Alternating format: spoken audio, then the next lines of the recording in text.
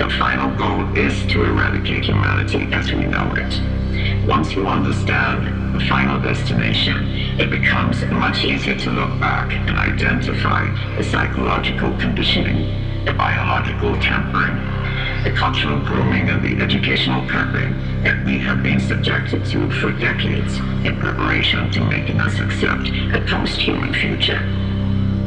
It takes a lot of physical and psychological abuse to get an intelligent species like ours to agree to its own extinction.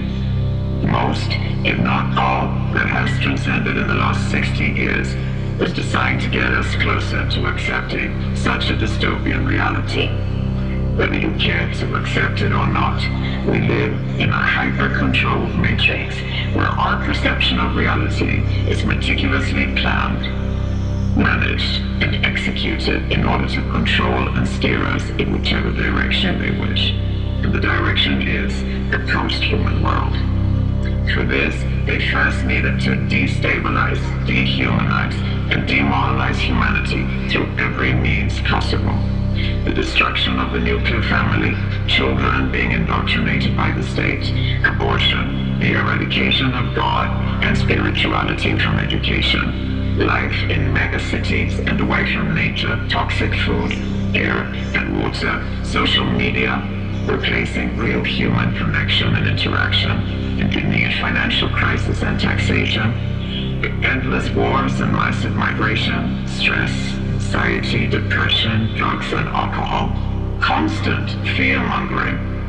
Moral relativism is the new religion, and I could go on and on about how humanity has been influenced and forced to move away from all the things that give us strength, security, purpose, and meaning. A weak, immoral, disconnected, ignorant, and unhealthy population is an easy target for the next stage, the creation of an entire generation of androgynous beings. Masculinity is under attack psychologically, culturally, and biologically. Women are being replaced in sports, entertainment, and politics by men pretending to be women, and children are being indoctrinated at school to think that gender is a choice. The transgender movement is not a grassroots movement. It comes from the top.